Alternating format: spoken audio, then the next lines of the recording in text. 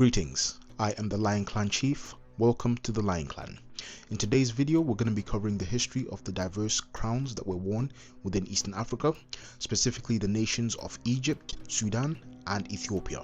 Now, unless you live under a rock, you should know what a crown is, but just in case you don't know, a crown is a headdress or circlet which was worn by royalty to symbolize their authority, sovereignty, wealth, power, and control over regions and people that they were ruling. Examples of crowns that we can point to from history are crowns of the Imperial Roman empires, the diverse medieval royal crowns which you see in Western Europe, Central Europe, and Eastern Europe. For example, Vlad Dracula's crown. You wouldn't expect a blood-sucking vampire to be wearing something like that, would you? As well as the crowns of the Far East, like the Crown of Heaven or the Flat Crown of Heaven of the Han Dynasty and other dynastic Chinese empires. But when it comes to Africa, usually the crowns that people can point to only are the ones from Egypt. I mean, they're beautiful, but this is just to introduce you to others and to let you know that there's a lot more. So we will be covering the crowns of Egypt, then we'll be spreading to the other two nations and regions that I've mentioned. Now, when it comes to Egypt, the crowns that we will be covering are from the pre-dynastic period, which date back to when Egypt was divided into two kingdoms. The Upper Egyptian Kingdom, which was the kingdom of Tashemu, and the Lower Egyptian Kingdom, which was the kingdom of Tamehu. When it comes to the Upper Egyptian Kingdom, they had what's called the White Crown, or Hajet. This crown was associated with a creator goddess called Neth. This crown was either made of cloth, leather, or reeds. We don't know, unfortunately, because we don't have any surviving examples. Then when it comes to Lower Egypt, we had what's called the Red Crown, or Darjet. This crown was associated with the Cobra goddess. The Cobra goddess was Wajet. Now, this crown, again, we don't know what it was made of. It may have been leather, it may have been reeds, it may have been other stuff. These are the two distinct crowns. Now, eventually, King Nama or King Menes united the two lands, and with this came the use of what's called the double crown, which combines the two crowns together, signifying the unity and the introduction of the dynastic period of Egypt. Now, the next type of crown that we're going to discuss dates back to the Old Kingdom period. Specifically during the 4th dynasty is when this began to be used. This crown is called Nemes. Now, Pharaoh Djoser is said to be the first pharaoh to wear this crown. So it was a headdress which covered the head and the neck, and it looked like it was specifically made from gold and blue strips, as well as gold, solid gold materials. Now, when it comes to Egypt, this one, in all honesty, is my favorite one. It's simple, but it just looks powerful, it looks good. Now, the third crown we're going to discuss is called Atef, and it's associated with the god Osiris, but it appears some pharaohs like Thutmose III and Amenhotep II wore this crown during religious festivals and ceremonies which were associated with this god. Now, the crown pretty much looks like the White Crown of Egypt, but it looks like it has a lot more ornamentation on it, like ostrich feathers, gold, and other artifacts. But as far as I can see, this was a ceremonial crown associated with this god Osiris, and it was usually done during ceremonial periods. Now, the fourth and last crown we will discuss is the Blue Crown, or the Kapresh Crown, which dates back to the New Kingdom period. This crown is associated with war and usually would be worn by the pharaoh either when he's going to war or coming back to war from a victory, like to celebrate. It appears Pharaoh Amos I is the one who wore this crown first, and it spread and became very, very popular when it comes to war. So when you see certain battle scenes of certain pharaohs, usually you see them wearing this crown when they're depicted, because it's associated with war. Now, again, we don't know what this crown may have been made from. It may have been, again, a combination of different materials, from gold, from leathers, from beads, from other gemstones and stuff. We don't quite know, unfortunately. But again, all these crowns are very beautiful. Just as a bonus and a note, there were other crowns that we do see, like circlets, gold, and so on, but these are pretty much the main crowns that the pharaohs, the rulers, would have been wearing. Now we'll move on to the crowns of Sudan. Now, going back to the Kerma period of Kush, we don't have many examples of the crowns that the royalty and royals would have been wearing at this period, unfortunately. However, we do have imagery which appears to show a ruler wearing a crown. Now, this is the Castel incense burner, which dates back to the A group period of Kush. Now, the crown depicted on this piece of art appears to be the White Crown of Egypt, Upper Egypt. So some people speculate that the Upper Egyptians may have been influenced by the Kushites, or they shared certain cultures which date back to the pre-dynastic period and likely going back before that period as well.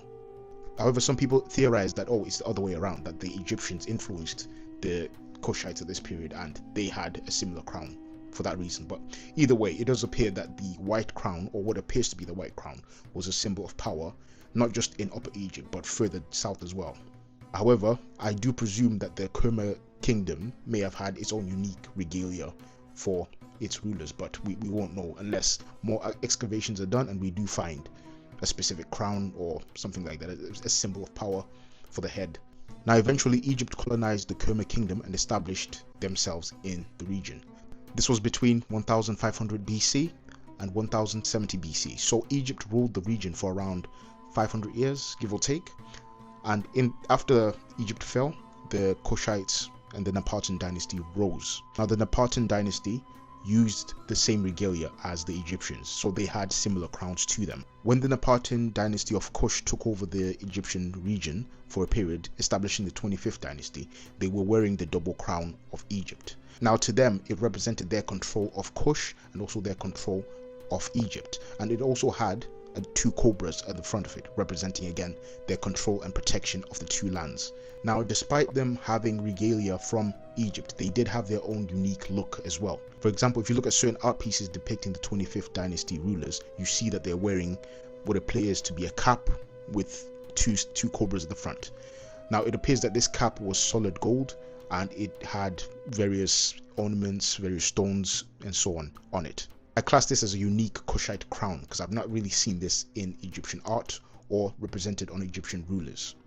The two serpents represent Urias and Nekbet, which are specific gods which are said to protect the pharaohs or the kings in this region. Now, after the end of the Napatan period, when the Meroitic period began, going around 300 BC, they still used this gold cap type crown. However, it appears that it had a lot more things on it, a lot more decorations, like feathers, like discs representing Amun-Ra, and so on. Speaking of Amun-Ra, in the Napatan period and also the Meroitic period, many of their crowns had horns, ram horns. These ram horns represented Amun-Ra. This representation of this god Amun-Ra is unique and dates back to the Kerma period, and it originates from the Kerma period. So this is an example of Kushites influencing the Egyptians, because the Egyptians prior to this did not represent Amun-Ra with a ram head, but the Kushites did, and they took it from Kush. And other ornaments, for example, flies representing war, that's from Kerma. The Egyptians adopted that. So just so you know, Egyptians didn't just influence Kush and that's it. No, it was two-way. These are sister nations. Yeah, as much as they were rivals, they may have had a lot of hate for each other, a lot of love for each other at certain points. They were sister nations. That can't be denied, even going back to pre-dynastic period. As you can see, even some of their regalia are very similar. Now, moving on, after the Meroitic period, we see what's called the Post-Meroitic period, or the X group Nubians. So after Kush fell, various small petty states rose, which had small kingdoms and petty kings. Now, from this period is when we see silver crowns being worn by these kings. For example, these silver crowns which were found. These date back between the 4th century and the 6th century AD. As you can see with these silver crowns as well, many of the symbolism and regalia from Kush persisted. It continued after the decline of the Meroitic period. So it just goes to show the end of Meroe did not mark the end of the traditional Nile Valley culture and civilization and religion. As you can see, the symbology of the ram-headed Ra is still there. The symbology of the eye is still there. Various symbologies that are associated with Egypt and Kush are still used during this period as well. Now, these silver crowns had precious stones like red cornelian, agate, and various other precious stones which were used. So they were still very, very wealthy despite the decline of the Meroitic kingdom. Now, following this period comes the Christian Nubian period, going back to between the 6th century and the 15th century.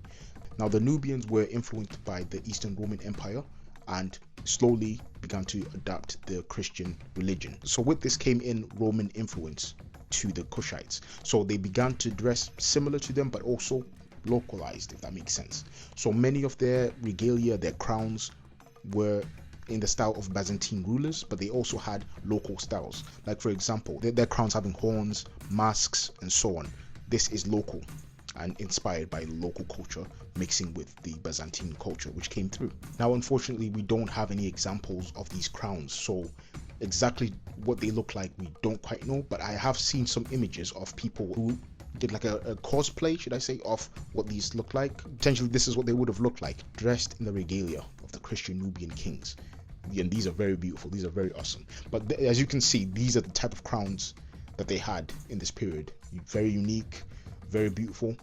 Now, after the decline of the Christian Nubian kingdom came successor states which were Muslim and sultanates. For example, the Funj Sultanates and the Sultanate of Darfur. Now, both of these sultanates did not wear crowns. However, it is said that their rulers wore turbans which were embroidered with gold, and they still had various ornaments on them, like gold, beads, and so on. So that would have looked very good. So there's an Ottoman account by this gentleman which mentions for example, the Funj Sultan and how he was dressed and how richly he looked with his turban. Now, in Darfur, I found a headdress which appears to be some sort of crown which was worn by nobles. This is called kalamashia, and it is said to have been worn by upper nobles within the region. So this is one of the last crowns I could find in the region, but there's probably a lot more, but this is what I could find with the research I've done. I may have to come back to this in the future, because Sudan is very diverse. It's not just these two sultanates that succeeded the region. There was various other kingdoms, but finding examples or information on their crowns, their symbols of power, it was a lot harder. But these are the last two I could find when it comes to Sudan. Now, moving on to Ethiopia, we are aware of the northeastern Ethiopian civilizations like Aksum and the rich history that's covered in that region. Now, when it comes to Aksum, again, we don't have examples of these crowns that the Aksumites would have been wearing. However, we see them depicted on their coins, for example, and also in certain pieces of art like you're seeing here. Based on the wealth that the Aksumites had, I presume their crowns would have been gold or silver, but from what I see, it appears these are golden crowns. Now, they would have likely had ornaments as well. They would have likely had gemstones and precious materials on them. However, unfortunately, we just don't have examples of these specifically. But after this period, going to the Solomonic dynasties, we see various crowns which are huge and beautiful. Going back to the 12th century up until the pre-colonial period in Ethiopia, you see certain crowns like this. Now, these crowns were beautiful and had various religious imagery. For example, Jesus and the Virgin Mary, as well as other iconography and other images inlaid into them. There was different types of crowns all over. Some of them were donated to cathedrals, churches, and are kept in there, but you can see them today at least. So thank God we've got these crowns from this period, from the various emperors that ruled, and these are very, very beautiful. But they look heavy though, I'm not gonna lie. I wouldn't be able to keep that on my head for too long.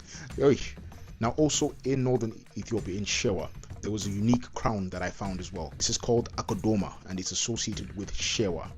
This region of Shewa is where King Menelik came from as well, and other important members of the Solomonic dynasty came from.